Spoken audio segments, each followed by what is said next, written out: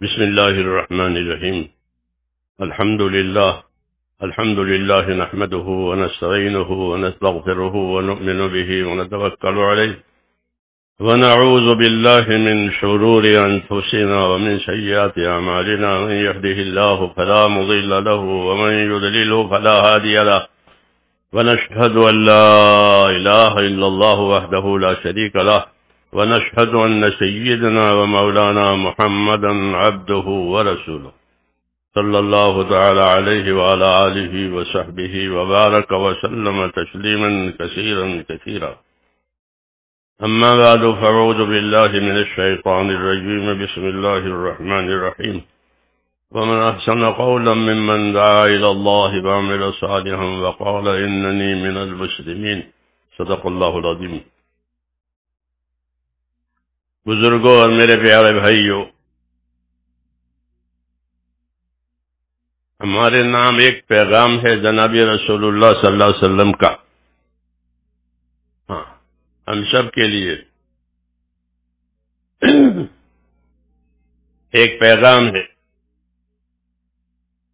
وہ کیا پیغام ہے؟ وہ پیغام ہم کو یہ دیا ہے کہ ان الدنیا خلقت لکم وانکم خلقتم للآخرہ. یہ پیغام ہے ہمارے نام کہ اللہ نے دنیا کو تمہارے لیے پیدا کر دیا ہے اور تم کو آخرت کے لیے پیدا کیا ہے. یہ پیغام ہے کہ اللہ نے دنیا کو تمہارے لیے پیدا کیا ہے. یہ بشارت ہے، انعام ہے، اکرام ہے کہ ساری نعمتیں دنیا کی وہ تمہارے لیے اور کوئی شریک نہیں ہے، تم ہی تم ہو. پھر وہ چیزیں دنیا کی نعمتیں بھی دی ہیں اور ان چیزوں کو کام میں بھی لگایا ہے، مسخر کیا ہے. اللہ نے دنیا کی چیزوں کو ہمارے لیے مسخر کیا ہے، یعنی ہمارے کام میں لگایا ہے، ہمارے لیے بنایا، ہمارے کام میں لگایا.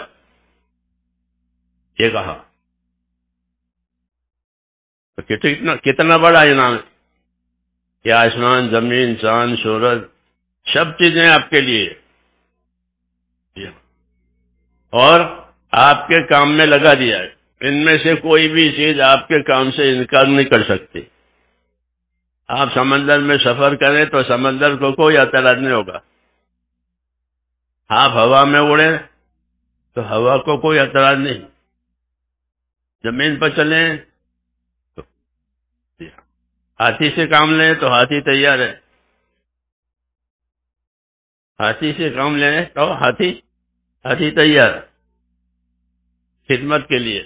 کتنا بڑا جانور ہے، وہ خبیث جانور ہے. جی ہاں، خبیث جانور. ہم گلستان پڑھتے تھے تو گلستان میں تھا الشاۃ نظیفۃ والفیل جیفہ. یہاں گلستان پڑھاتے ہیں؟ یہاں گلستان نہیں پڑھاتے. گلستان بوستان یہ دو کتابیں ہیں فارسی کی، اب لوگوں نے اس کو ختم کر دی. حضرت تھانوی فرماتے تھے کہ اس میں علوم ہے، گلستان بوستان میں. شیخ شادی کی کتابوں میں علوم ہے. وہ واقعی بات ہے، وہ پڑھنے سے تعلق رکھتی ہے. تو میں نے کہا اس میں یہ لکھا تھا کہ الشاۃ نظیفۃ والفیل جیفہ. کہ بکری ایک پاکیزہ جانور ہے، حلال ہے، اور ہاتھی مردار ہے. تو مردار تو ہے لیکن آپ کے کام آتا ہے. لوگ اس سے خدمت لیتے ہیں، لوگ اس سے کماتے ہیں. ہاں، اسے کام بھی کراتے ہیں، کماتے بھی ہیں. ہمارے نظام الدین میں ہم رہتے تھے، نظام الدین، تو وہ ہاتھی والا عید کے دن ہاتھی لے کر آتا تھا. یہ تو میں ویسے ہی بات سنا رہا. وہ وہیں کھڑا کرتا تھا ہماری مسجد کے پاس ہاتھی کو. عید کے دن بچے ماں باپ ان کو پیسے بھی زیادہ دیتے عید کے دنوں، تو وہ بچے ہاتھی کے سامنے پیسے ڈالتے تھے، روپیہ ڈالا تو وہ روپے کو لے کر کے اوپر دیتا تھا، اوپر اس کا مالک بیٹھا ہوا ہے تو روپیہ لے کر کے اوپر دے، اور گانچ کھا یا خود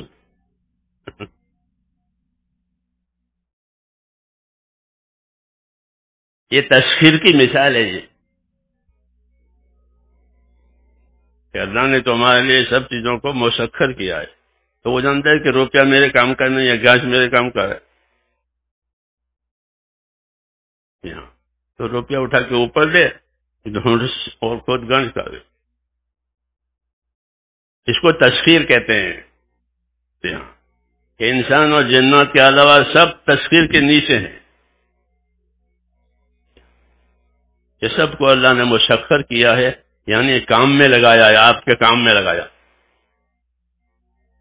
بعض چیزوں کا کام بالواسطہ ہے اور بعض چیزوں کا بلا واسطہ ہے، جی ہاں، کہ ہم ان کو بلا واسطہ اپنے کام میں لیتے ہیں، اور بعض چیزیں بالواسطہ ہمارے کام میں ہیں، جی ہاں۔ ہمارا ایک دوست تھا، انتقال کر گیا، بہت محبت کرتا تھا، مجھے کہ مجھے تو سے محبت ہے، تو زہر دے تو زہر کھاؤں، میں کہ زہر کوئی کھانے کی چیز ہے؟ تو مجھے کہہ رہے کہ تو زہر کو بیکار سمجھتا ہے، میں کہ اور کیا، کہ تو اس کو معلوم نہیں ہے، وہ پڑھا لکھا آدمی ہے، تو اس کو معلوم نہیں ہے۔ مجھے کہا کہ تیری حکومت نے سانپوں کا فارم بنایا ہے، یہ مجھے کہا جیسے مرغیوں کے فارم ہوتے ہیں، کہ تیری حکومت نے سانپوں کا فارم بنایا ہے، اور تحقیق یہ ہے کہ 40% سانپ وہ ہیں جن میں زہر ہے، سم قاتل جس کو کہتے ہیں، اور 60% وہ ہے جن میں زہر نہیں ہے، تیزاب ہے، اور وہ زہر کشید کھینچا جاتا ہے سانپوں میں سے، کیوں کہ بعض بیماریاں ہوتی ہیں ان کے لیے زہریلی دوا چاہیے، تو زہر کہاں سے آئے گا؟ کہ مجھے کہا زہر کہاں سے آئے گا؟ زہر تو سانپ میں ہی ہوتا ہے، تو زہر اس لیے بنا کہ دوائیں اس سے بنتی ہے، اور بعض جو بیماریاں ہوتی ہیں مہلک، کہ اس کا علاج اس سے ہوتا ہے۔ یہ ہے کہ اللہ نے سب چیزیں تمہارے لیے پیدا کی، تو کچھ چیزوں کا فائدہ بلا واسطہ ہوتا ہے، کچھ چیزوں کا فائدہ بالواسطہ ہوتا ہے، لیکن پیدا کی گئی ہے سب ہمارے لیے، جی ہاں، اللہ کی حکمت ہے۔ تو فرمایا رسول اللہ صلی اللہ علیہ وسلم نے کہ ساری دنیا کی چیزیں اللہ نے تمہارے لیے پیدا کی ہے، ان کو تمہارے کام میں لگایا ہے، اور تم کو آخرت کے لیے پیدا کیا ہے، یہ پیغام ہے انسانوں کو، اور خصوصاً ہم کو اللہ تعالیٰ نے آخرت کے لیے پیدا کیا، اور جو دنیا ہم کو ملی ہے وہ آخرت بنانے کے لیے ملی، یہ بھی ہماری رہبری کی گئی ہے کہ جو دنیا تمہارے پاس ہے وہ تم کو عیش کے لیے نہیں دی گئی ہے بلکہ آخرت بنانے کے لیے دی گئی ہے۔ وابتغِ فیما آتاک اللہ الدار الآخرہ، ٹھیک ہے کہ وابتغِ فیما آتاک اللہ الدار الآخرہ، جو دنیا تجھ کو ملی ہے اللہ کی طرف سے اس سے تو اپنی آخرت بنا لے۔ دنیا سے آخرت بنانے والا سمجھدار کہا جاتا ہے، دنیا سے دنیا بنانے والا نادان کہا جاتا ہے، ہاں، کہ دنیا سے دنیا بنائی، اور دنیا کی وجہ سے آخرت بھولنے والا مغرور ہے، دھوکے میں ہے۔ یہ ہے کہ دنیا سے دین بنا آخرت بنانے والا سمجھدار ہے، کہ فانی سے باقی بنا رہا ہے، وہ سمجھدار ہے. الکیس من دان نفسہ وعمل لما بعد الموت، کہ باہوش آدمی وہ ہے کہ باہوش سمجھدار کون ہے؟ کہ باہوش آدمی وہ ہے جو اپنی ذات پر قابو کرے. یہ پہلی بات کہ باہوش آدمی وہ ہے جو اپنی ذات پر قابو کرے. اپنی ذات پر قابو کرنے کا کیا مطلب ہے؟ کہ اپنی ذات پر قابو کرنے کا مطلب یہ ہے کہ اپنے آپ کو اللہ کی رضا والے کاموں میں لگاوے، اس کی ناراضگی سے بچائے. یہ قابو کرنے کا مطلب ہے کہ الکیس من دان نفسہ، کہ سمجھدار آدمی وہ ہے کہ جو اپنی ذات پر قابو کرے اور موت کے بعد کام دے وہ عمل آج کرے. ایک عمل ہے جو موت کے بعد کام دے گا تو کہ اس کے کرنے کا وقت کہ وہ آج ہی ہے. تو وہ سمجھداری کی بات بتائی ہے کہ الکیس من دان نفسہ وعمل لما بعد الموت والعاجز من اطاع نفسہ ہواها وتمنى علی اللہ الامانی. اور نادان وہ ہے کہ اپنے آپ کو اپنی منشاہی کے پیچھے، اپنی خواہشات کے پیچھے لگائے. جی ہاں، اور اللہ سے امید بھی رکھے کہ یہ نادانی کی بات ہے. آدمی کو جو چیز ملتی ہے اس کے دو سبب ہیں، ایک تو اس کی کوشش اور ایک اس کی نیت. اللہ اس کی نیت پر اس کو دیتے ہیں، اس کی کوشش پر دیتے ہیں. لیس للانسان الا ما سعى اور لکل امرئ ما نوى، کہ ہر آدمی کو وہ ملے گا جو اس کی نیت میں ہے، ہر آدمی کو وہ ملے گا جو اس کی کوشش، جس کی وہ کوشش کر رہا ہے. یہ رہبری ہے ہمارے لیے کہ اپنی نیتوں کو صحیح کرنا، اپنی محنتوں کو صحیح کرنا، اپنی نیتوں کو صحیح کرنا، اپنی محنتوں کو صحیح کرنا، یہ ہماری ذمہ داری ہے. اپنی نیتوں کو صحیح کرنے کا مطلب یہ ہے کہ آدمی جو بھی کار خیر کرے اس سے مقصود اللہ کی رضا ہو، اللہ کو راضی کرنا ہو، کہ اللہ کے راضی ہو جانا سب سے بڑی بات، سب سے بڑی بات کہ اللہ کا راضی ہونا. ورضوان من اللہ اکبر، کہ اللہ راضی ہو گیا، کیا بڑا کام ہو گیا، کہ بڑا کام ہو گیا کہ اللہ راضی ہو گیا. کیوں؟ کہ جب اللہ راضی ہو جائیں گے تو سارے حالات ٹھیک ہو جائیں گے. سارے حالات کے ٹھیک ہونے کی ایک ہی شکل ہے. حدیثوں میں ہے من اصلح ما بینہ وبین اللہ اصلح اللہ ما بینہ وبین خلقہ، کہ جو لوگ اپنا اور خدا کا معاملہ صحیح کر لیں گے تو اللہ ان کا اور مخلوق والا معاملہ صحیح کر دیں گے. ایک قاعدے کی بات کہ جو لوگ اپنا اور خدا کا معاملہ صحیح کریں گے اور اللہ ان کا اور مخلوق والا معاملہ سب صحیح کرتے ہیں. ایک ہی راستہ ہے کہ ساری کائنات اللہ کی ہے، اللہ کے تابع ہے، اللہ کے ارادے کے بغیر کچھ ہوتا نہیں ہے. جو ہوگا اللہ کے چاہنے سے ہوگا، اللہ کریں گے.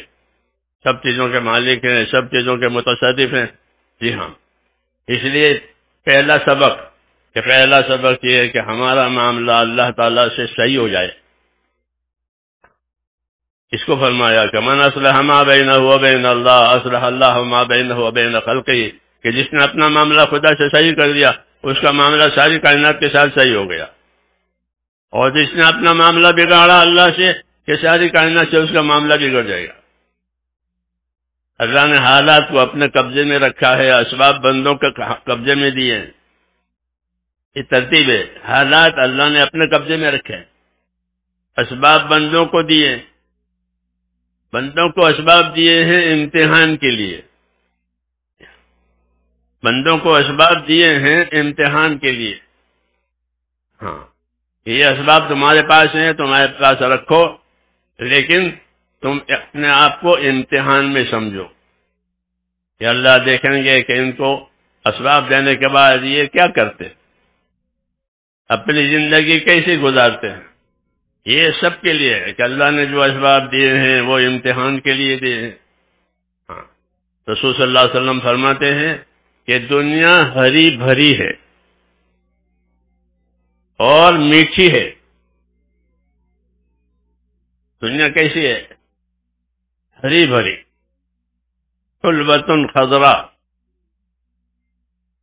میٹھی بھی ہے، ہری بھری ہے. یہ تشبیہ ہے. شروع کی جو گھاس اگتی ہے، اب تو شہری زندگی ہو گئی نا آپ لوگوں کی، اس سے ہم سے پوچھو گاؤں والوں کو،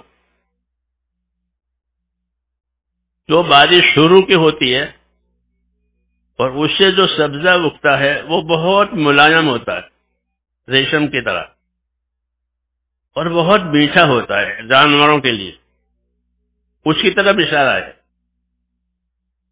کہ دنیا ہری بھری اور میٹھی ہے. تو وہ سبزہ جو پہلی دفعہ اگے گا پہلی بارش سے، وہ ایک دم ملائم، نرم اور میٹھا. جب جانور اس کو چرتا ہے تو بڑی رغبت سے چرتا ہے، اس کو پیچھے سے کوئی مارے تو بھی نہیں ہٹے گا. یہ تشبیہ انبیاء کرام کی ہوتی ہے، جو سادی اور گہری.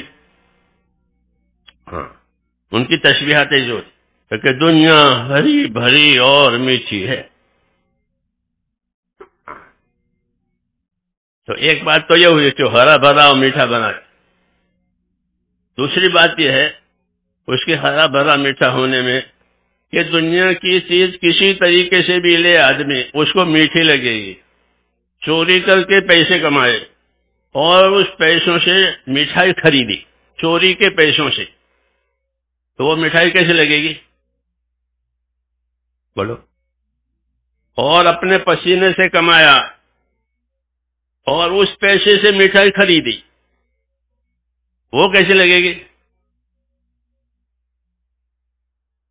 بھئی تو حلال کی کمائی کے ہے تو میٹھی لگے گی، اور وہ حرام کی کمائی کے، چوری کے پیسوں کے، وہ کڑوی لگے. کیسا نہیں ہے؟ ایسا نہیں ہے. وہ ہر حال میں میٹھی لگے گی.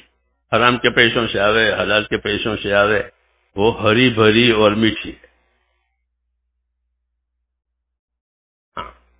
ان دنیا حلوۃ خضرا، یہ ہری بھری، ہر ایک کو ہری بھری لگتی ہے، میٹھی لگتی ہے. حرام سے لے، حلال سے لے رہے، ظلم سے لے، انصاف سے لے، ہر حال میں وہ ہری بھری اور میٹھی ہے. یہ ایک پہلو ہے اس کا. دوسرا کہ اللہ تعالیٰ نے اس کو ایسے بنایا ہے، اور ایسا بنانے کے بعد کہ وَإِنَّ اللَّهَ تَعَالَى مُسْتَخْلِفُكُمْ فِيهَا فَيَنْظُرَ كَيْفَ تَعْمَلُونَ. اس دنیا میں اللہ تمہیں ایک کے بعد ایک کو لائیں گے ہری بھری میٹھی بنا کر. پہلے ہمارے دادا تھے، پھر باپ آئے، پھر باپ کے بعد ہم آئے، پھر ہمارے بعد ہماری اولاد آئے گی اسی دنیا میں جو ہری بھری اور میٹھی ہے. ایک کے بعد ایک کو لائیں گے. کیا بات ہے کہ ایک کے بعد ایک کو لائیں گے. جی ہاں، اور یہ دنیا اس کے حوالے کریں گے. کیوں کریں گے؟ کہ فَيَنْظُرَ كَيْفَ تَعْمَلُونَ، کہ آپ دیکھیں گے کہ انہوں نے اس دنیا میں کیا عمل کیا ہے. تو اس میں اشارہ ہے کہ دنیا عمل کے لیے ہے، یہ دارالعمل ہے. دنیا دیکھ کر کے اللہ تمہیں دیکھیں گے کہ تم کیا عمل کرتے ہو. یہ دارالعمل بنایا اس کو، اس کے اسباب ہم کو دے دیے اللہ تعالیٰ نے. جی ہاں، ہمارے قابو میں دیے، ہمارے استعمال میں آتے ہیں، فائدے اٹھ. لیکن مقصود اس سے یہ ہے کہ اس دنیا میں وہ کیا عمل کرتے. یہ بتایا کہ دنیا کی حقیقت بتائی کہ وہ ہری بھری اور میٹھی ہے، اور ہمیں اندر رکھنے کا اور دنیا میں لانے کا کی اصلی وجہ یہ ہے کہ یہاں سے یہاں ہم عمل بنائیں گے. اسی کو کہا کہ وَابْتَغِ فِيمَا آتَاكَ اللَّهُ الدَّارَ الْآخِرَةَ، کہ تجھ کو دنیا جو دی گئی ہے تو اس سے اپنا عمل بنا. عمل کیسے بنائیں گے؟ عمل کیسے بنائیں گے اور عمل سے کیسے فائدہ اٹھائیں گے؟ تو عمل بنانے کے لیے اور عمل سمجھانے کے لیے اللہ تعالی نے رسولوں کو بھیجا ہے. ہاں، آدمی کے اندر عمل کرنے کی طاقت ہے، اس کو اللہ نے یہ طاقت دی ہے کہ وہ عمل کرے گا. اللہ کی ناراضی کا عمل بھی کر سکتا ہے، رضا والا عمل بھی کر سکتا ہے، تھوڑا بھی کر سکتا ہے، زیادہ بھی کر سکتا ہے. جی ہاں، اس کو اللہ نے عمل کی استعداد دی ہے. یہ استعداد کہاں لگے، یہ طاقت کہاں لگے کہ جسے نفع ہو، کیونکہ یہ طاقت دی گئی ہے، استعداد دی گئی ہے، یہ کہیں نہ کہیں لگے گی، یا اپنی کھوٹ میں لگائے گا یا اپنے نفع میں لگائے گا. کل الناس یغدو فبائع نفسه موبقها وموتقها. ہر آدمی دنیا میں سوداگر ہے، تاجر ہے. ہر آدمی دنیا میں تاجر ہے. یہ تاجر مال لگاتا ہے، نفع لیتا ہے. تجارت یہ ہے کہ مال لگا نفع لیا، مال لگایا نفع لیا. اسی کو تاجر کہتے ہیں جو نفع کمائے، اور جو نفع نہ کمائے وہ خاسر ہے، وہ کھوٹ میں ہے. تو کھوٹ نہیں پسند کرتا تاجر، وہ نفع کماتا ہے. تو ہر آدمی دنیا میں تاجر ہے. پھر کوئی تاجر تو نفع اٹھا لیتا ہے، کوئی تاجر کھوٹ میں اترتا ہے. کل الناس یغدو فبائع نفسه موبقها وموتقها، کہ ہر آدمی دنیا میں اپنی صلاحیت لگائے گا. جسے تاجر اپنا مال اپنی تجارت پر لگاتا ہے اور پھر نفع کماتا ہے یا کھوٹ میں اترتا ہے، ایسے ہر آدمی دنیا میں اپنی صلاحیت لگائے گا. اس صلاحیت کے لگانے میں بعض لوگ نفع کما لیں گے اور بعض لوگ کیا کھوٹ میں اتر جائیں گے. جی ہاں، نفع کمانے کی کیا راہ ہے، کھوٹ میں اترنے کی کیا راہ ہے؟ کہ جس نے آخرت کو سامنے رکھ کر کے کام کیا وہ نفع والا ہے. جس نے آخرت کو سامنے رکھ کر کام کیا وہ ہے نفع والا. اپنی صلاحیتوں کو آخرت بنانے پر لگایا، کیونکہ جیسے حضور نے فرمایا کہ تم کو آخرت کے لیے پیدا کیا. تو جس نے اپنی صلاحیتوں کو آخرت بنانے کے لیے کہا تو وہ ہے نفع میں. اور اللہ نے آخرت بنانے کے لیے اور دنیا کو سلامت رکھنے کے لیے ہم کو دین دیا ہے. ہم کو دین دیا ہے کہ اس دین سے تمہاری آخرت بنے گی اور تمہاری دنیا سلامت رہے گی. اس لیے یہ بات آئی کہ آخرت بنانے کے لیے دین ہونا ضروری ہے. دنیا کی سلامتی کے لیے بھی دین ہونا ضروری ہے. دین نہیں ہوگا تو سلامتی نہیں آئے گی، بلکہ فساد ہوگا. ہاں، فساد ہوگا دین نہ ہونے کی وجہ سے. کوئی ایک دوسرے کے حقوق کو نہیں پہچانیں گے اور اللہ کے حقوق کو بھی نہیں پہچانیں گے تو جانوروں کی زندگی ہو جائے گی. جی ہاں، تو فساد ہوگا. اس لیے دنیا کے فساد کو سلامتی میں لانے کے لیے اور آخرت کی نجات کے لیے اللہ نے ہم کو دین دیا ہے. یہ سب سے بڑا انعام ہے. یہ سب سے بڑا انعام ہے کہ ہم کو دین ملا. سب سے بڑا احسان ہے کہ ہم کو دین ملا. یہ اللہ نے کہا ہے میں نے تم کو دین دیا ہے، یہ بڑی نعمت. تو اب یہ بات ہے کہ اس دین کا کیا تقاضا ہے کہ جب اللہ نے ہم کو دین دیا ہے تو ایک تو موٹی بات ہے کہ جب اللہ نے ہم کو دین دیا ہے تو ہماری بے دینی کسی حال میں پسند نہیں کی جائے گی. یہ موٹی بات ہے. اللہ نے آپ کو دین دیا، ہم کو دین دیا، تو ہماری بے دینی پسند کریں گے؟ کہ کبھی نہیں پسند کریں. بلکہ ہم کو دین دیا ہے تو ہماری دینداری پسند کریں گے، ہماری دینداری پسند کریں گے. اس لیے انبیاء کرام آتے ہیں، وہ اللہ کے اطاعت کی دعوت دیتے ہیں. فاتقوا اللہ واطیعون، فاتقوا اللہ واطیعون. یہ دعوت ہوتی ہے ان کی کہ اللہ سے ڈرو، یعنی اس کے نافرمانی سے بچو، اور جو بات میں بتاؤں اس کی پابندی کرو، اس کے اطاعت کرو. یہ دین ہوا. اس لیے زندگی اصل تو دین کے لیے دی گئی ہے. زندگی میں دین نہیں ہے کہ یہ زندگی نقصان ہے. زندگی بے بندگی، شرمندگی، زندگی بابندگی، خورشندگی. ہم پڑھتے تھے فارسی پہلے، فارسی کی کتابیں ہوتی ہیں، بس حکمت کی باتیں. کہ زندگی بے بندگی شرمندگی، زندگی بابندگی خرشندگی، کہ زندگی بندگی کے ساتھ، بندگی یعنی اللہ کی عبادت، کہ زندگی اللہ کی عبادت کے ساتھ، کہ خوشی خوشی کی بات ہے، اور زندگی بے بندگی اللہ کی نافرمانی کے ساتھ، کہ مصیبت ہی مصیبت، شرمندگی ہوگی، ندامت ہوگی، بغیر دین زندگی ندامت ہے، حسرت ہے، پچھتاوا ہے، اور کچھ نہیں ہے۔ اس لیے ہم کو اپنی زندگی کیسے گزارنی ہے، اس کے لیے اللہ تعالیٰ نے انبیاء ہم کو بھیجا ہے کہ سب سے پہلے اپنا تعلق اللہ تعالیٰ سے صحیح کرو۔ پہلی بات، سب سے پہلے اپنا تعلق اللہ تعالیٰ سے صحیح کرو،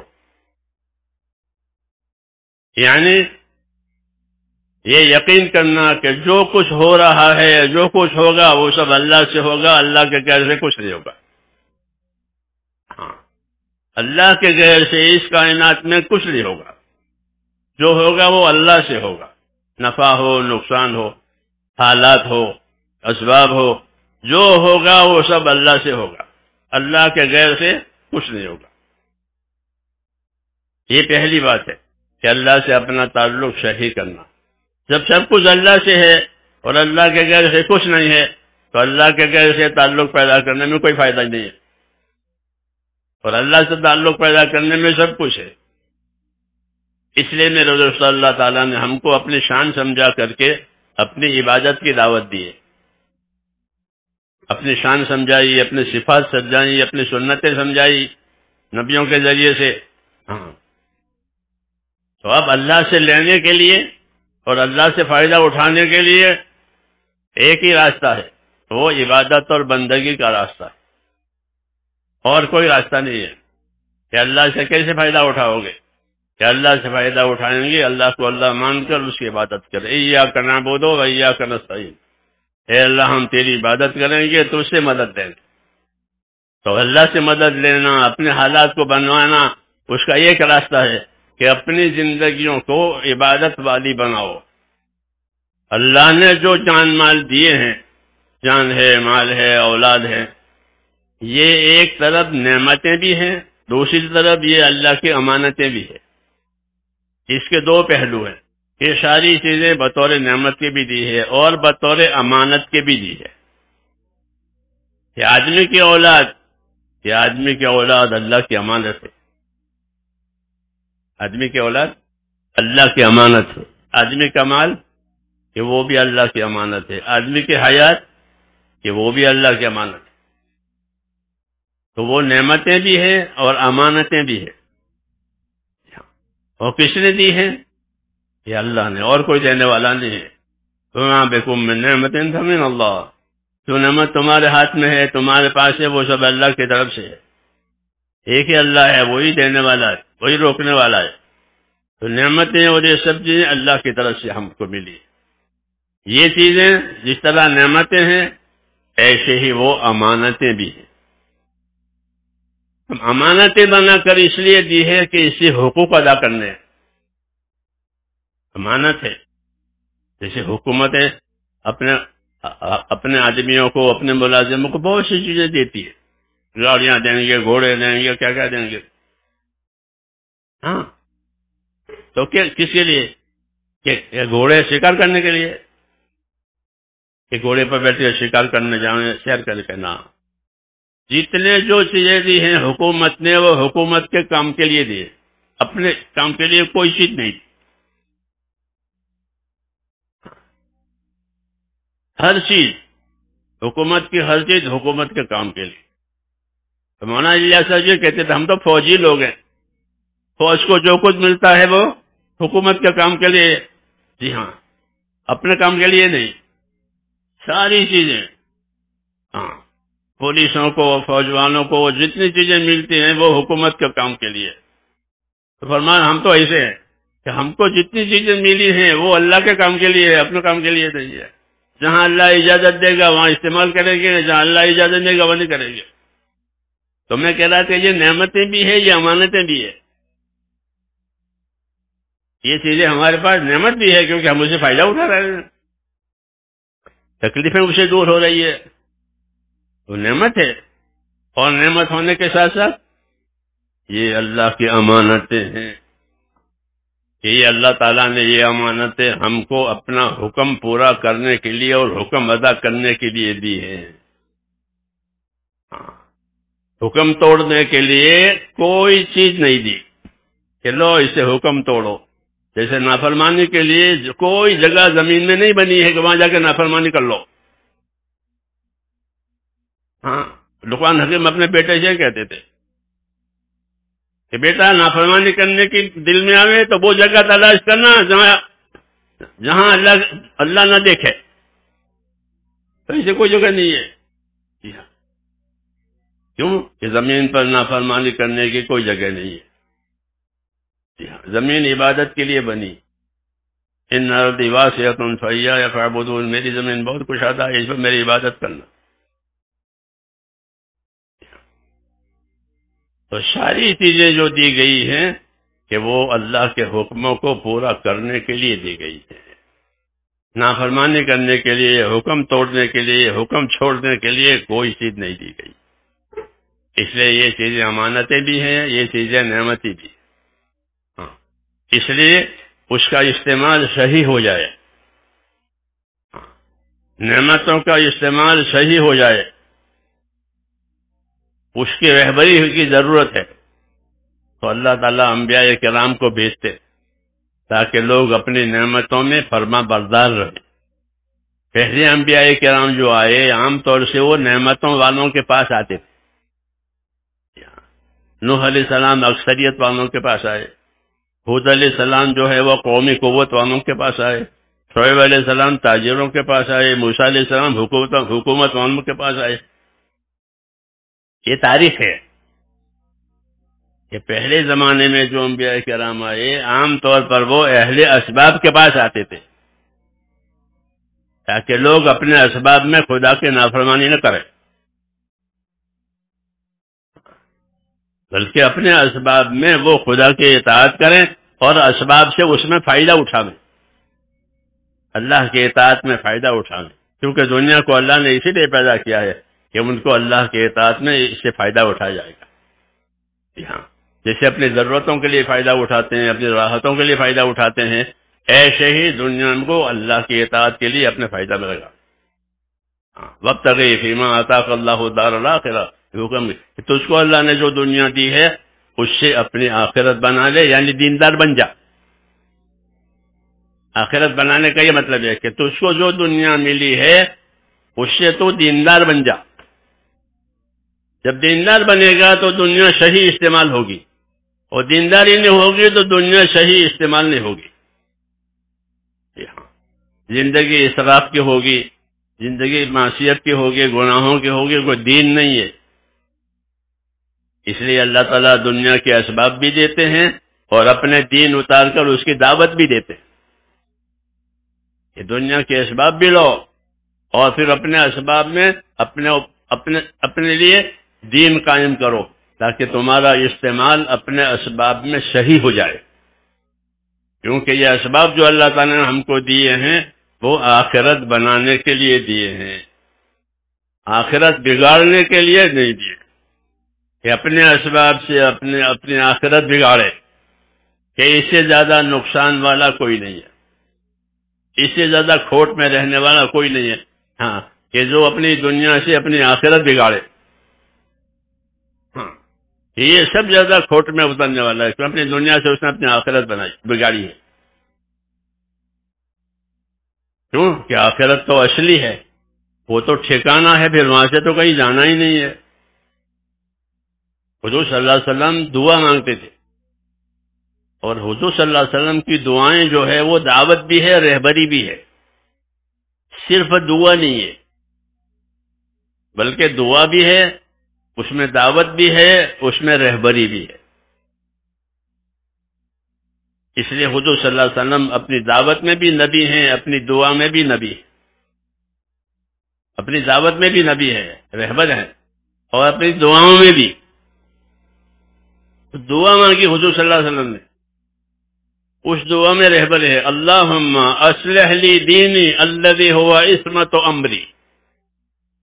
یہ مسنون دعا ہے اور دعائیں مانگنی چاہیے، دعائیں سیکھنی چاہیے. دعائیں مانگنی چاہیے، دعائیں سیکھنی چاہیے کہ کس موقع پر آپ نے کیا مانگا ہے، کیونکہ آپ نے دعائیں بتائیے، پھر دعاؤں کی تاثیریں بتائیے، دعاؤں کی تاثیریں بتائیے. کلمات سکھائے ہیں اور ان کلمات کی تاثیریں بتائیے کہ اگر یہ پڑھو گے تو یہ ہوگا. جی ہاں، تو دعائیں سکھائی، تو دعا مانگی اللہم اصلح لی دینی الذی ہوا عصمت امری. یا اللہ میرا دین سنوار دے، میرا دین بنا دے کہ وہ تو میری اصلی بنیاد ہے، اصلی چیز ہے. کیوں آدمی دنیا سے جائے گا تو دین لے کر جائے گا، تو دنیا میں سلامتی ہوگی، آخرت میں کامیابی ہوگی. اور دین نہیں ہے تو کہ اس کی زندگی جانور سے بھی زیادہ بری ہے. جی ہاں، جانور کا تو مر کے چھٹکارا ہو جائے گا، اس کا چھٹکارا نہیں ہوگا. تو کہ اللہ میری زندگی، میرا دین سنوار دے کہ وہ تو میری اصلی بنیاد ہے، اور میری دنیا سنوار دے اس میں میرا گزارا ہے. کیا ہے کہ یا اللہ میری دنیا سنوار دے کہ اس میں میرا گزارا ہے. آدمی کی دنیا اس کا گزارا ہے، وہ یہاں سے گزرتا ہے. مسافر سلامتی کے ساتھ گزر جائے، یہ مسافر چاہتا ہے کہ میں اپنے سفر میں سلامتی سے گزر جاؤں اپنی منزل تک. گزرنا ہی گزرنا ہے مسافر کو. جی ہاں، تو یہ دعا مانگے کہ اللہ میری دنیا سنوار دے کہ اس میں میرا گزارا ہے. ہاں، روز روز گزر رہے ہیں کہ میری دنیا سنوار دے کہ اس میں میرا گزارا ہے. میرا دین سنوار دے کہ میری اصلی بنیاد ہے کامیابی کی. جی، اور میری آخرت سنوار دے. ہاں، یہ تعلیم ہوئی کہ اللہ سے یہ 3 چیزیں مانگو. کتنی؟ یہ 3 چیزیں اللہ سے مانگو. کہ دین مانگو، اور دنیا ایسی مانگو جس میں گزارا ہو جاوے، کوئی جھنجھٹ نہیں، کوئی جھگڑا نہیں، کوئی فتنہ نہیں، عافیت والی زندگی. ایسی کہ دنیا میں اللہ تعالیٰ سے عافیت مانگو. یہ عافیت کیسے کہتے ہیں؟ عافیت کیسے کہتے ہیں؟ علماء نے عافیت کی یہ شرح کی ہے کہ آدمی کو عافیت اللہ دے، یعنی وہ کسی دینی فتنے میں نہ پڑے. پہلی بات عافیت اس کو کہتے ہیں کہ آدمی کسی دینی فتنے میں نہ پڑے اور کسی موذی اور مہلک بیماری میں مبتلا نہ ہوئے. اس کو عافیت کہتے ہیں. کوئی موذی مہلک بیماری میں نہیں پڑے اور کسی دینی فتنے میں نہیں پڑا. باقی بخار آئے گا، بیمار ہوگا، یہ تو ہوتا ہے تھوڑا. اور دنیا کی عافیت، کہ عافیت کا یہ مطلب ہے کہ عافیت اللہ تعالیٰ. تو یہ کہا کہ میری دنیا سنوار دے کہ اس میں میرا گزارا ہے، میرا دین سنوار دے کہ یہ تو میری اصلی چیز ہے، اور میری آخرت بنا دے. کہا یا اللہ میری آخرت بنا دے کہ کیوں کہ وہ تو میرا اصلی گھر ہے، اصلی ٹھکانہ ہے، پھر وہاں سے کہیں جانا نہیں ہے. جیسے اس شہر کے رہنے والا سفر کر کے یہاں آ گیا، اب کہاں جائے گا؟ کہ اب کہیں نہیں جانا، میرا گھر ہے، میرا گھر ہے، میں یہیں کا مقیم ہوں. تو وہ کہا کہ آخرت کہ معاد، کہ یہ تو میرا اصلی ٹھکانہ ہے. تو یہ چیزیں ہم کو تعلیم دی ہے کہ اپنا دین بناؤ. سب سے پہلے کیا بناؤ؟ اصلح لی دینی، کہ میرا دین، اپنا دین بناؤ. تو پہلی چیز میرے دوستو دنیا میں جو بنانی ہے وہ اپنا دین بنانا ہے. اور دین بنانے کا مطلب یہ ہے کہ ایک تو اللہ کی ذات سے ہمارا تعلق صحیح ہو جاوے، ہمارا یقین صحیح ہو جاوے اللہ تعالیٰ سے کہ جو ہوگا وہ اللہ سے ہوگا، اللہ کے گھر سے کچھ نہیں ہوگا. جو کرے گا وہ اللہ کرے گا، کچھ نہیں. حیات موت، اور حیات اور موت کے بیچ میں جتنے حالات ہیں وہ سب اللہ کے قبضے میں، کسی قبضے میں کچھ نہیں. جب یہ بات ہوئی تو پھر ہر حال میں اللہ کے اطاعت اور تابعداری کی جائے، کیونکہ اللہ سے فائدہ اٹھانے کے لیے اس کی اطاعت اور عبادت کے سوا کچھ نہیں ہے۔ کہ اللہ کی عبادت ہوگی کہ مدد ہوگی، اللہ کی اطاعت ہوگی کہ رحمتیں ہوگی۔ اطیعوا اللہ واطیعوا الرسول لعلکم ترحمون، اطاعت کرو اللہ کے، اس کے رسول کے، تاکہ تم پر رحم ہو جائے۔ تو رحمت کے حالات لانے کے لیے اللہ رسول کی اطاعت ہے۔ اطاعت کی تاثیر ہے یہ کہ جب اللہ رسول کی اطاعت ہوگی تو رحمتیں ہوگی، انفرادی اطاعت ہوگی تو انفرادی رحمت ہوگی، اجتماعی اطاعت ہوگی تو اجتماعی رحمتیں ہوگی۔ جی ہاں، سارے حالات ٹھیک ہو جائیں گے اللہ کے اطاعت کی وجہ سے۔ جی ہاں، اس لیے ایک دعوت ہے ہمارے پاس کہ ہماری زندگی اللہ کے اطاعت والی گزرے، اور اطاعت کہ ہر حال میں اللہ کی اطاعت ہر حال میں کی جائے گی، وہی اطاعت کہلاتی ہے کہ کوئی حال اس سے روکے نہیں۔ صحابہ کرام نے جو اطاعت کی ہے وہ اس طرح کی ہے کہ ہم نے حضور صلی اللہ علیہ وسلم کے ہاتھ میں ہاتھ دے کر یہ قول قرار کیا تھا کہ یا رسول اللہ ہم آپ کی بات مانیں گے، اطاعت کریں گے۔ اللہ غریب بناوے تو اطاعت کریں گے، اللہ مالدار بناوے تو اطاعت کریں گے، جی چاہے گا تو اطاعت کریں گے، جی نہیں چاہے گا تو اطاعت کریں گے۔ کوئی ہم کو پوچھے تو بھی اطاعت، کوئی نہ پوچھے تو بھی اطاعت۔ یہ مسئلہ مشکل ہوتا ہے، جس کی پوچھ ہوتی ہے اس کو تو شوق ہوتا ہے، اور جس کی پوچھ نہ ہو تو اس کو انقباض ہوتا ہے، وہ گھبراتا ہے کہ مجھے کوئی پوچھتا نہیں ہے۔ تو ہم کو کوئی پوچھے تو بھی، ہم کو کوئی نہ پوچھے تو بھی کہ ہم اطاعت کریں گے، اور یہی اصل ہے کہ زندگی میں ایمان کے بعد بڑی چیز ہے وہ اطاعت، اور اطاعت میں کہ اللہ تعالیٰ کے جو حقوق ہیں وہ ادا کیے جائیں گے۔ یہ پہلی بات کہ اللہ تعالیٰ کے جو حقوق ہیں عبادت کے، اللہ تعالیٰ کی طرف سے دو چیزیں ہماری طرف، ایک اس کے حقوق ہیں، ایک اس کے حدود ہیں۔ حقوق وہ ہیں جو اللہ نے ہم پر فرض کیے، نماز، روزہ، زکوٰۃ، حج، حلال کھانا وغیرہ، یہ حقوق کہلاتے ہیں کہ اس کا ادا ہونا ضروری ہے۔ یہ اللہ کے حقوق ہیں، اور ایک اللہ کے حدود ہیں۔ حدود وہ چیزیں کہلاتی ہیں جن سے بچنے کا حکم دیا ہے، تو جتنی چیزیں اللہ نے حرام کی ہیں وہ اللہ کے حدود ہیں۔ اس لیے دین اس سے بنتا ہے کہ ایمان کے بعد اللہ کے فرائض ادا ہو جائیں اور اللہ کے حرام سے بچا جائے۔ اس سے بنے گا دین کہ اللہ کے فرائض ادا ہو جائیں ایمان کے بعد، کہ نمازیں اچھی سے اچھی پڑھی جائے۔ نماز یہ بڑا رکن ہے اسلام میں، نماز اور حج یہ دو بڑے ارکان علماء کہتے ہیں کہ اسلام میں یہ دو بڑے ارکان ہیں، کسی مذہب میں نہیں ہے۔ جی ہاں، اسلام نماز ہے اور حج ہے، یہ بڑے رکن ہے اسلام میں۔ نماز کا معیار اور نماز کا مرتبہ سب سے اونچا دین میں، اس لیے کہ اللہ نے یوں کہا انی معکم لئن اقمتم الصلاۃ وآتیتم الزکوٰۃ وآمنتم برسلی، میں تمہارے ساتھ ہوں۔ ختم ہو گئی بات، میں تمہارے ساتھ ہوں۔ کب؟ کہ تم نماز قائم کرنے والے بنو۔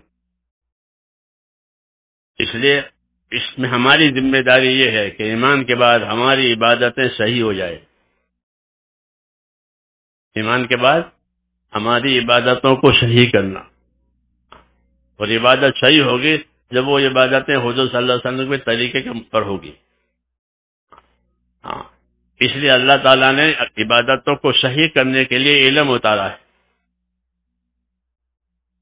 علم اتارا ہے اللہ نے، اور اس علم کا سیکھنا فرض ہوا ہے کہ اس کو علم دین کو سیکھو۔ یہ علم دین اس لیے آیا ہے تاکہ حقوق کی پہچان کرائے کہ کس کا کیا حق ہے۔ جیسے دنیا کے علوم دنیا کی چیزوں کی ترقی کے لیے ہے، بجلی میں یہ ہے، پانی میں یہ ہے، ہوا میں یہ ہے، یہ اسے فائدہ اٹھانے کے لیے وہ فنون کہلاتے ہیں، یہ علوم کہلاتے ہیں، وہ فنون کہلاتے ہیں، وہ تجربوں پر ہے، اور یہ اللہ کی طرف سے ہے۔ تو اللہ تعالیٰ نے ہم کو علم دیا ہے اور علم کا حاصل کرنا فرض کیا ہے کہ علم حاصل کرو تاکہ اللہ کا حق پہچانو. جس کے پاس علم نہیں ہوگا وہ حق نہیں پہچانے گا، جاہل ہے. اس لیے ہمارے دین میں جاہل اس کو کہتے ہیں جس کو حقوق کی خبر نہ ہو. جس کو حقوق کی خبر نہ ہو وہ جاہل. اس لیے حقوق کے پہچاننے کے لیے اللہ تعالیٰ نے علم اتارا ہے. سب سے پہلے اللہ کا حق ہے. اللہ کا حق یہ ہے کہ اس کی عبادت کی جائے. اسی طرح جتنے تعلقات اتنے حقوق، جتنے تعلقات اتنے حقوق. اس لیے دین کا علم اس لیے دیا گیا ہے کہ یہاں ہمارے تعلقات ہیں. آدمی میں اور حیوان میں یہ فرق ہے کہ حیوانوں کے آپس میں کوئی تعلق نہیں ہے. بقائے باہم کے نہیں فقہا بقائے باہم، تو بقائے باہم جو ہے وہ انسانوں میں ہے، حیوانوں میں نہیں ہے. اس لیے ان پر یہ چیز بھی نہیں ہے. تو ہمارا معاملہ ایک دوسرے کا بقا ایک دوسرے کی وجہ سے، ایک دوسرے کی حاجتیں ایک دوسرے سے وابستہ ہے یہاں. اس لیے یہاں ایک دوسرے کے حقوق، اور حقوق میں 3 چیزیں ہوتی ہیں: انصاف، احسان، ایثار. یہ 3 چیزیں حقوق میں ہوتی ہے. ایک انصاف، کہ انصاف نہیں ہے تو ظلم ہوگا. یہاں دنیا ایسی ہے کہ ایک چیز نہیں ہے تو اس کی ضد قائم ہو جائے گی. جیسے اندھیرا اجالا نہیں ہے تو کہ اندھیرا قائم ہو جائے گا. فَمِن كُلِّ شَيْءٍ خَلَقْنَا زَوْجَيْنِ لَعَلَّكُمْ تَذَكَّرُونَ. اس میں یہ بات بتائی کہ ہم نے ہر چیز کا جوڑا بنایا ہے تاکہ تم دھیان کرنا پڑے گا کہ اگر انصاف نہیں کرو گے تو ظلم آ جائے گا، روشنی کا انتظام نہیں کرو گے تو اندھیرا ہو جائے گا. ایسا ایک دوسرے کی ضد ہے، ایسا بنایا ہے، جوڑا بنایا ہے، ضد کا جوڑا، تاکہ دھیان کرو.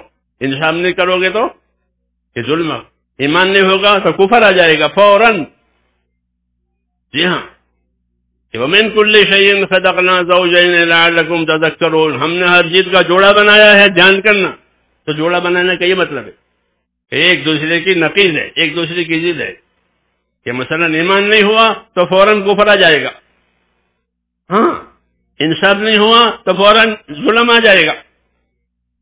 اس لیے کہا ہم نے ایک دوسرے کی ضد بنائی ہے، جوڑے بنائے ہیں، تم دھیان کرنا کہ ادھر سے ادھر نہ ہو جائے. فَمِن كُلِّ شَيْءٍ خَلَقْنَا زَوْجَيْنِ لَعَلَّكُمْ تَذَكَّرُونَ.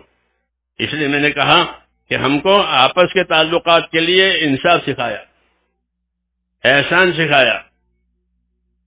کیا سکھایا؟ جیسے اللہ سے تعلق کے لیے اخلاص سکھایا، ایمان سکھایا. یہ اللہ سے ہے. مخلوق سے کہ مخلوق کے ساتھ احسان اور انصاف. ان اللہ یامر بالعدل والاحسان، کہ اللہ تمہیں حکم دے گا انصاف کرنے کا، اللہ تمہیں حکم دے گا احسان کرنے کا. کس کے ساتھ؟ مخلوق کے ساتھ. کہ مخلوق کے ساتھ انصاف کرو، جو اپنے لیے پسند کرو وہ دوسروں کے لیے پسند کرو، جو اپنے لیے ناپسند کرو وہ دوسروں ناپسند. یہ ہوگا تو مسلم بنے گا. ہاں، اور اس سے اعلیٰ درجہ یہ ہے کہ احسان کرو. انصاف کرنا تو فرض ہے، احسان کرنا کہ احسان ہے، مستحب ہے. جیسے تول کے دو اور جھکتا دو. حدیث میں تول کے دینا تو انصاف ہے کیونکہ پیسے لیے ہیں، برابر تول کے دو. اور جھکتا دو تو جھکتا دینا، کہ جھکتا دینا انصاف ہے. حضور نے فرمایا کہ تول کے دے اور جھکتا دے، تو تول کے دینا انصاف ہے اور جھکتا دینا احسان ہے. اور اللہ دونوں باتوں کا حکم دیتا ہے. ان اللہ یامر بالعدل والاحسان، کہ اللہ تمہیں انصاف کا بھی حکم دیتے ہیں، اللہ تمہیں احسان کا. یہ بندوں میں ہے، بندوں میں، مخلوق میں انصاف اور احسان کے ساتھ رہو، اللہ کے ساتھ ایمان اور اخلاص کے ساتھ رہو. یہ دعوت ہے اللہ تک کہ اس سے معاشرت اور آپس کا رہن سہن صحیح ہوتا ہے. جی ہاں، جو آپس کا معاشرت اور رہن سہن صحیح ہوگا تو اس میں دینی زندگی آسان ہو جائے گی. ہاں، کہ جتنی ہماری معاشرت اور رہن سہن آپس میں صحیح ہوگی اتنی دینی زندگی آسان ہوگی. حضور صلی اللہ علیہ وسلم نے بھائی بھائی بنا کر کے دین کا کام کرایا. 2 آدمی کو بھائی بنایا، کہ تم اس کے بھائی ہو، تم اس کے بھائی ہو. تو یہ بتایا کہ دین کا کام ہوگا جب یہ بھائی بن جائیں گے. کونوا عباد اللہ اخوانا، کہ اللہ کے بندے رہو، آپس کے بھائی رہو، اللہ کے بندے رہو اور آپس کے بھائی رہو. جی ہاں، تو اللہ کے بندے ہونے میں پھر اللہ کی عبادت ہے، بھائی ہونے میں معاشرت ہے کہ آپس کا رہن سہن صحیح ہو گیا. اس لیے میرے دوستو، دین اپنی زندگیوں میں قائم کرنے کے لیے یہی دو چیزیں، ایک اللہ کی عبادت والی زندگی بنے، اور ایک ہماری معاشرت، ہمارا رہن سہن انصاف والا، احسان والا، ایثار والا یہ بنے. ہاں، دین کی دعوت کی یہی غرض ہے. جو دین کی دعوت ہم کو ملی ہے اور دین کی محنت ملی ہے، تو اس سے کیا چاہا جاتا ہے کہ یہی چاہا جاتا ہے کہ اللہ کے تو بندے بنو، اللہ کے ساتھ ایمان، اخلاص، اس کی عبادت، اس کے فرائض، اور اس نے جو چیزیں حرام کی ہیں اس سے بچنے کی طاقت پیدا ہو جاوے. اور آپس کے تعلقات میں کہ آپس کے تعلقات میں احسان ہو جاوے، انصاف ہو جاوے، احسان ہو جاوے، ایثار ہو جاوے آپس کے تعلقات.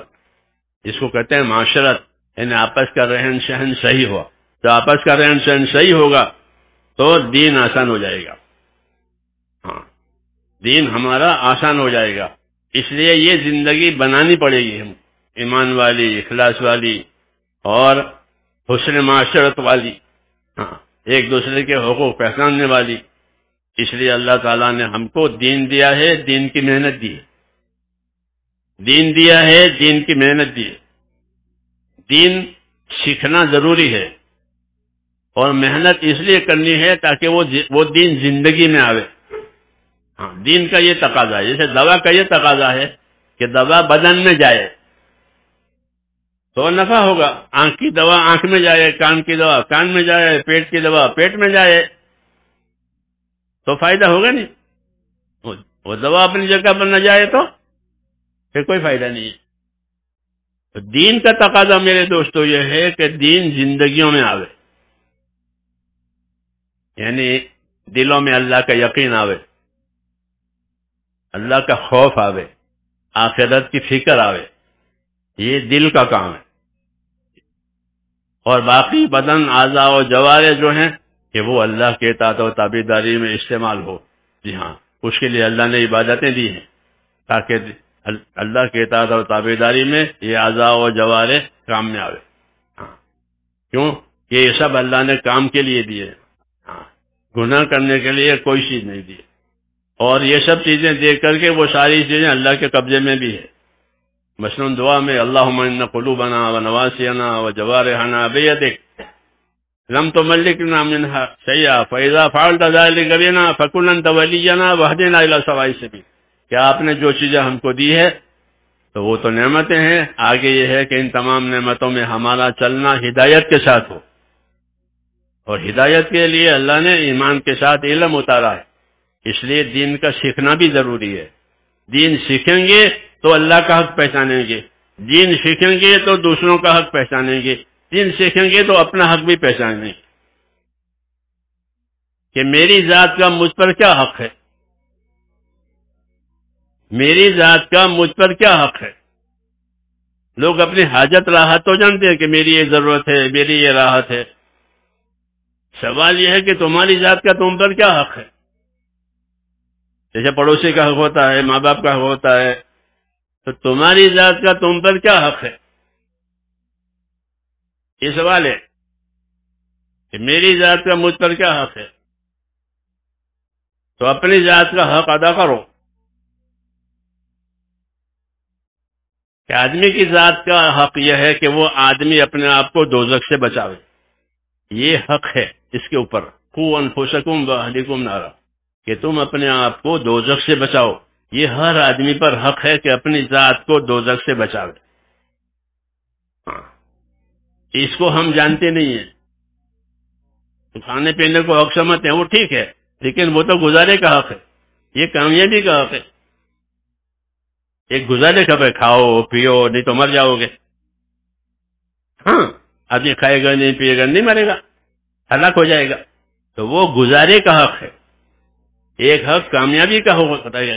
کامیابی کس حق سے ادا کرنے سے ملے گی؟ کہ وہ دین سے ملے گی، وہ دین سے ملے گی.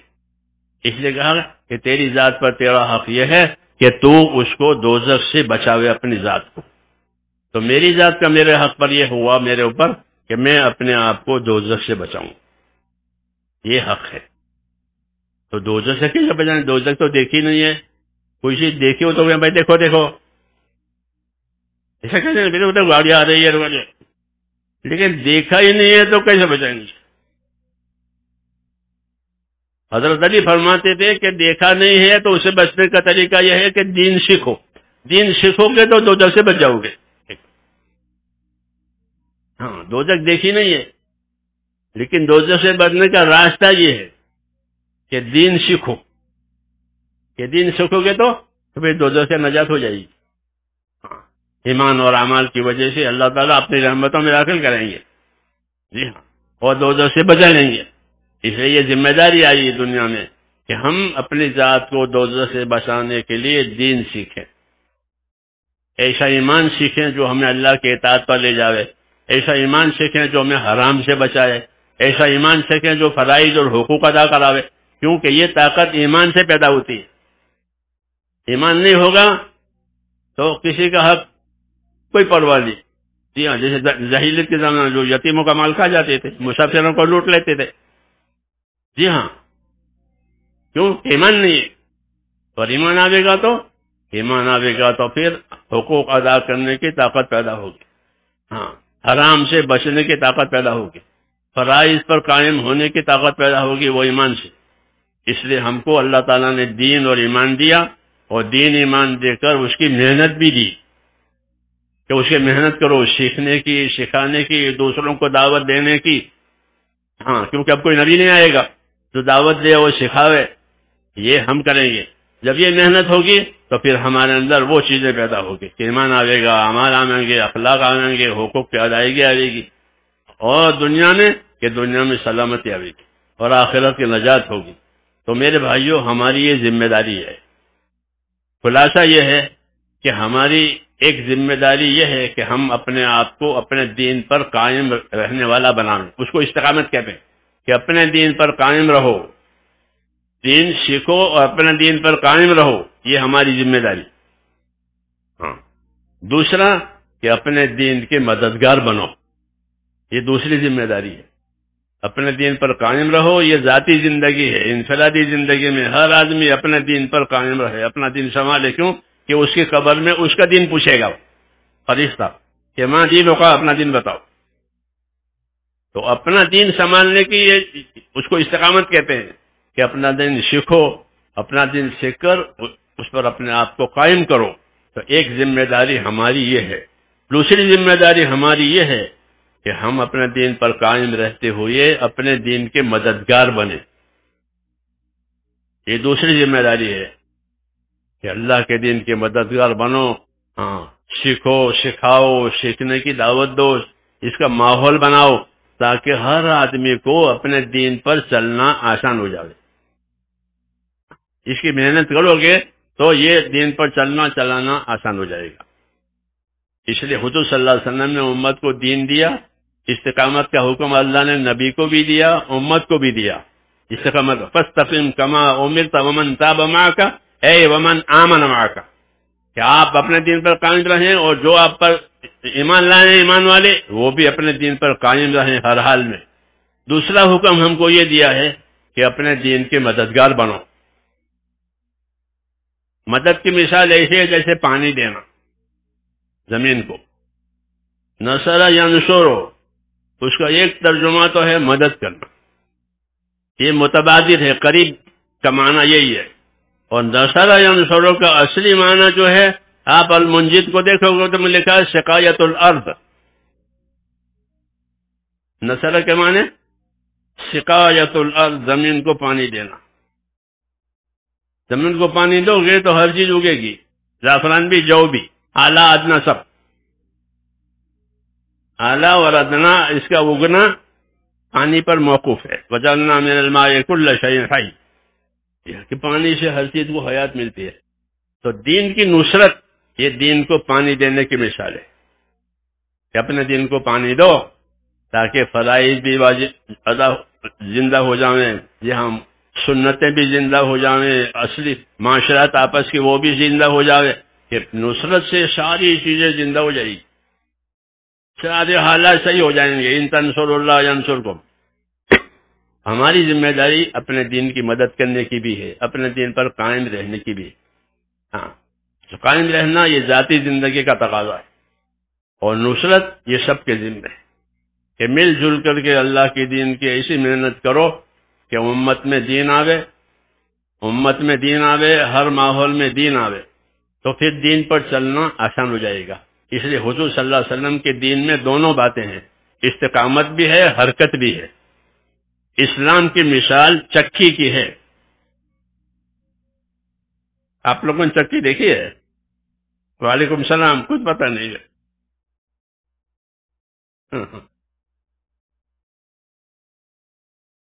چکی. اب تو مثالیں دینے کے لیے بھی کوئی چیز ہمارے پاس نہیں رہی. بہت مشکل. طلبا کو ہم سمجھائیں تو کیسے سمجھائیں مدرسے میں؟ وہ تو پلاسٹک کا دور ہے. جی ہاں، کوئی چیز سمجھانی ہو تو بہت مشکل ہو گیا. مولانا کو تو اسلام کی مثال چکی کی ہے. حدیثوں میں بھی ہے کہ اسلام کی چکی چلے گی. چکی میں دو ہے، ایک پارٹ حرکت کرتا ہے، ایک پارٹ ثابت لیتا ہے نیچے. اسلام میں دونوں باتیں کہ استقامت بھی ہے اور حرکت بھی ہے. استقامت اپنی ذات کے لیے ہوتی ہے، حرکت جو ہے وہ پورے عالم کے لیے ہوتی ہے. جیسے چکی حرکت کرتی ہے تو ہر طرف آٹا گرتا ہے چاروں طرف. حرکت سے آٹا چاروں طرف گرتا ہے. ایسے کہ حرکت ہوئی تو چاروں طرف دین پھیلے گا. جیسے باطل کی حرکت ہوتی ہے تو باطل پھیلتا ہے. جس چیز کی حرکت ہوگی وہ پھیلے گا. سورج کی حرکت ہوتی ہے، روشنی پھیلتی ہے ساری دنیا میں. جی ہاں، تو جس کی حرکت حضور صلی اللہ علیہ وسلم نے امت کو حرکت دی ہے کہ اپنے اندر دین بناؤ، اپنے دین پر مضبوط رہو جیسے نیچے کا پارٹ چکی کا، اور پھر اس کو لے کر دنیا میں حرکت کرو. اپنے خیر کی طرف دنیا کو بلاؤ. دنیا کی بھلائی اسی میں ہے. دنیا کچھ لینا نہیں ہے دنیا والوں سے، بلکہ ان کو دینا ہے. تو کہا کہ اپنے خیر کو حرکت میں لاؤ. تم کو اللہ تعالیٰ نے خیر دیے. حضور فرماتے ہیں میں تمہارے پاس دنیا و آخرت کے خیر لے کر آیا ہوں، اس کو قبول کرو سلامت رہو گے. یہ فرما تو ہم کو یہ خیر ملی ہے. اس خیر کا تقاضا ایک تو یہ ہے کہ ہم اس پر قائم رہیں، سیکھیں سکھائیں اور اس پر عمل کریں، تاکہ اس کی خیر سے ہم وابستہ ہو جائیں. دوسری ذمہ داری ہماری یہ ہے کہ اس خیر کو حرکت میں لائیں، کہ اس خیر کو لے کر حرکت کریں. حضور صلی اللہ علیہ وسلم نے امت کو پہلے دن سے حرکت دی ہے. جو آدمی اسلام قبول کرتا وہ اپنے اسلام کے ساتھ حرکت کرتا تھا، اپنے قبیلے میں جاتا تھا، اپنے خاندان میں جاتا تھا اور ان کو دعوت دیتا تھا. تو حرکت بھی ہے پہلے دن سے، اور وہ اصل ہے زندہ رہنے کے لیے دین کو، کہ دین کو زندہ رہنے کے لیے دین کی حرکت ہے. تو اس لیے میرے دوستو ہماری ایک ذمہ داری اپنے دین پر قائم رہنا اور اپنے دین کو اپنی زندگیوں میں لاتے ہوئے دوسروں میں لانا. اس کو نصرت کہتے ہیں، اس کے ہم ذمہ دار ہیں. اگر یہ نصرت ہوئی تو پھر اللہ کی مدد آئے گی. ان تنصروا اللہ ینصرکم، کہ تم اللہ کے دین کے مددگار بنو گے تو اللہ تمہاری مدد کرے گا. اللہ تمہارے لیے نصرتوں کے اسباب پیدا کرے گا. اور ہماری نصرت یہ ہے کہ جو چیز اللہ نے ہم کو دی ہے وہ دنیا میں چلے، اور ہمارا خسارہ یہ ہے کہ جو چیز اللہ نے ہم کو دی ہے وہ مٹ جائے، ختم ہو جائے، جو ہمارا خسارہ ہے. ہماری نصرت یہ ہے کہ اللہ نے ہم کو ایک چیز دی ہے، اس پر ہم خود بھی قائم رہیں اور دنیا میں یہ چیز چلے. جب دنیا میں یہ چیز چلے گی، چلائیں گے، تو ہمارا اپنا چلنا بھی آسان ہو جائے گا. جی ہاں، اب ہمارا اپنا چلنا بھی آسان ہو جائے گا اور دوسروں کو خیر ملے گی. ہاں، اور حالات اس کی وجہ سے ٹھیک ہو جائیں گے. جب دین کی مدد ہوگی اور دین کے کام ہوں گے تو اللہ حالات ٹھیک کریں گے. ہاں، دنیا کے اسباب سے حالات ٹھیک نہیں ہوتے، بلکہ اللہ تعالیٰ کے اوامر اور احکام جب بھی ادا ہوتے ہیں تو ہر حکم کی الگ الگ تاثیر ہوتی ہے. اس سے ہمارے حالات ٹھیک ہو جائیں گے. تو حالات کا علاج بھی اسی میں ہے، آخرت کا بننا بھی اسی میں ہے. اس لیے ہماری ذمہ داری ہے کہ اپنی زندگیوں کو حرکت میں لائیں تاکہ ہمارے اندر یہ چیزیں پیدا ہو جاویں اور دوسروں میں آوے. اس کو نصرت کہتے ہیں. ہر مسلمان دین پر قائم رہنے کا بھی ذمہ دار ہے اور مدد کے بعد ذمہ دار ہے کہ اپنے دین کا مددگار بنو. تو اپنی یہ محنت جو ہے وہ مدد ہے. اسے ہم درخواست کرتے ہیں اپنے بھائیوں سے کہ اپنے دین پر قائم رہنا بھی ہے، مدد بھی کرنی ہے. اس کے لیے وقت فارغ کر کے محنت کریں. وقت فارغ نہیں کریں گے تو ہر کام کے لیے وقت چاہیے، تو جب وقت نہیں دیں گے تو کیسے کام کریں؟ اس لیے کہا کہ اس کام کے لیے وقت فارغ کریں. اس میں ہماری دین دنیا دونوں کی کامیابی ہے. حالات کا بننا اس پر ہے کہ جتنی دینداری آئے گی اتنے حالات بنیں گے، جتنی دینداری آئے گی اتنی تنگیاں دور ہوگی، برکتیں ہوگی اور نصرتیں ہوگی. اس لیے عرض کرتے ہیں کہ اس کام کے لیے 4 مہینوں کے ارادے کرو. 4 مہینے اس لیے دینے ہیں کہ اس کام سے مناسبت ہو جاوے، تعلق ہو جاوے. پھر تعلق کے بعد ترقی ہوتی ہے، تعلق ہی نہیں تو کیا ترقی کرے گا؟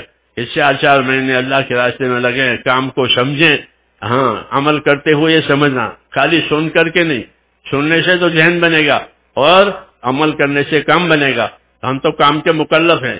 اب بتاؤ اس کے لیے کہ 4 مہینے کے لیے کون تیار ہے؟ فاروق بھائی، جن حضرات نے اب تک 4 مہینے نہیں لگائے، 100 سال ہو گئے تبلیغ کو. ہاں، 24 سے 24 100 سال ہو گئے اور ابھی 4 مہینے نہیں لگے. اس لیے ہمت کریں اور 4 مہینے لگاویں.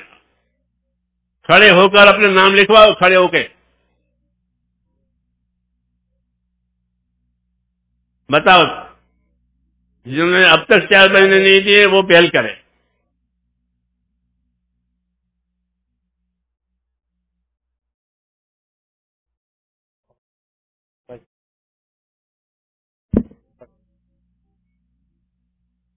فرماؤ.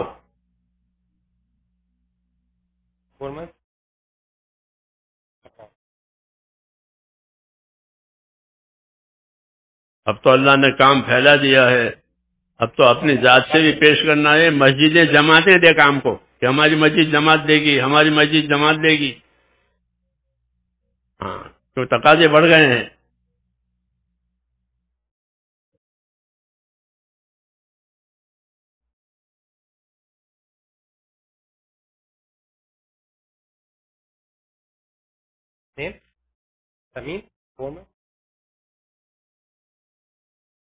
نیتیں کریں، اپنے آپ کو پیش کریں. جانا تو ترتیب سے ہوگا. آج کے آج جانا نہیں ہے،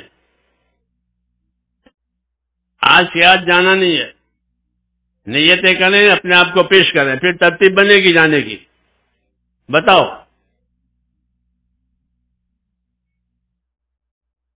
سب اردو سمجھتے ہیں؟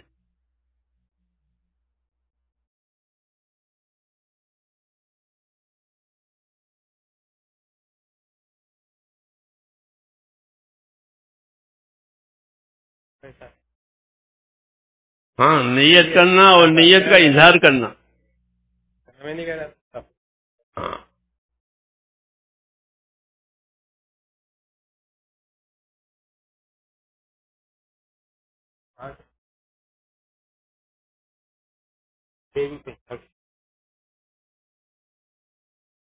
یہ بھی بتائیں کب نکلیں گے. آج ہم نے کہا آج کی آج 4 مہینے کی نیت کریں، کب نکلیں گے؟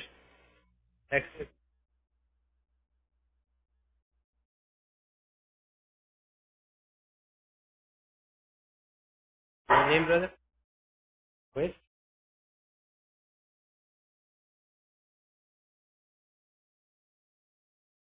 Yes. Wait.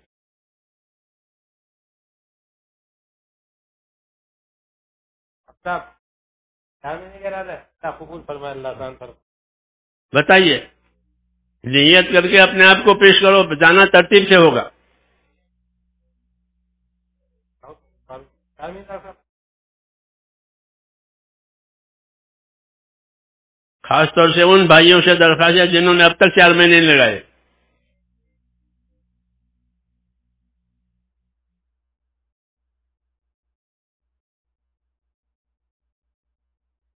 فرماؤ.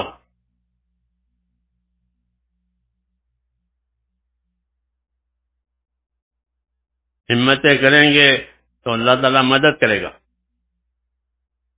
سوچتے رہیں گے تو سوچتے رہ جائیں گے. فیصلہ کرنا پڑتا ہے کہ مجھے تو یہ کرنا ہی کرنا ہے. پھر آدمی کا ارادہ، پھر اللہ کا ارادہ. جب آپ ارادہ کرو گے تو اللہ کی تائید بھی ہو جائے گی.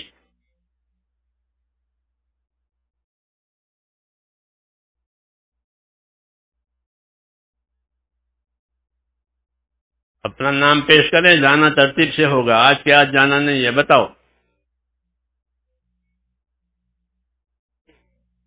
بھائی کب جائیں گے؟ خود ہی بتاؤ کون سے مہینے میں جائیں گے؟ آپ کا نام بھائی؟ عرض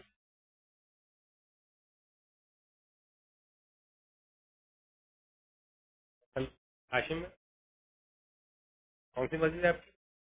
مارکر.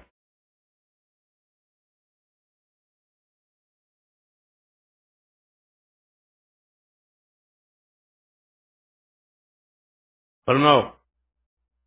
ماشاء اللہ, آپ حضرات نے بات سنی ہے بہت دھیان سے.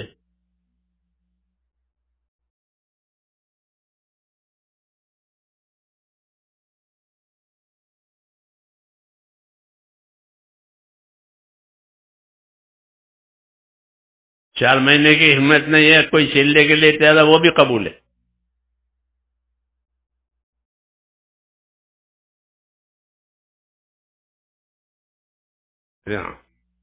فرماؤ. چلنے کی نیت کر کے اپنی ترتیب بتائیں.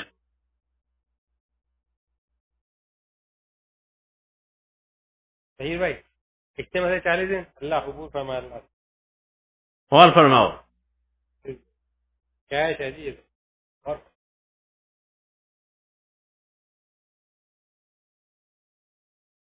40 دن کے بعد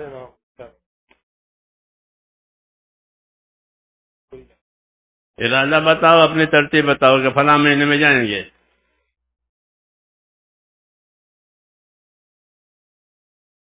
اپنی مسجد کی جماعت کو بھی اس کی خبر کر دینی چاہیے کہ میں نے یہ نام لکھوایا ہے, تاکہ وہ آپ کا خیال کرے 40 دن کے بعد اور آپ کو روانہ کرے. ٹھیک ہے 40 days رمضان 4 مہینے بھی لکھ لیں آپ. ٹھیک ہے اللہ مجھے ایک وہ بھائی جی ارے رومان دیں ہماری 40 دن رمضان سے اللہ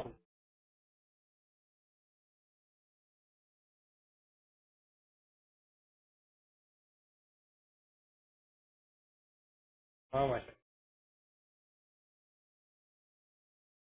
اللہ جماعت کا نام سمیر ہے. سمیر ہے ٹھیک. بلال مند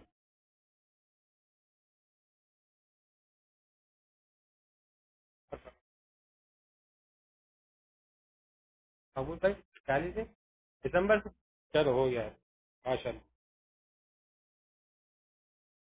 تو جماعت بن جائے گی انشاءاللہ دسمبر میں چل رہے گی. اور فرمایا ماشاء نومبر میں جماعت ہے, دسمبر میں جماعت ہے, اگست میں جماعت ہے 4 مہینے. ٹھیک دسمبر میں ٹائم بھائی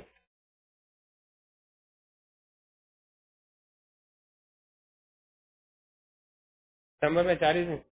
الماس بھائی اور فرمایا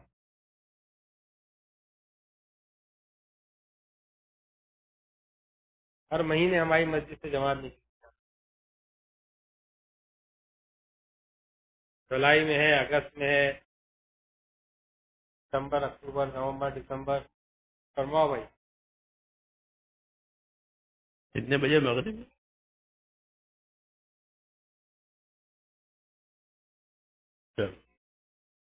نیت تو سب کریں, نیت کرتے ہیں نا سب, اور اللہ سے مانگے. سبحانک اللہم و بحمدک اشہد ان لا الہ الا انت استغفرک و اتوب الیک.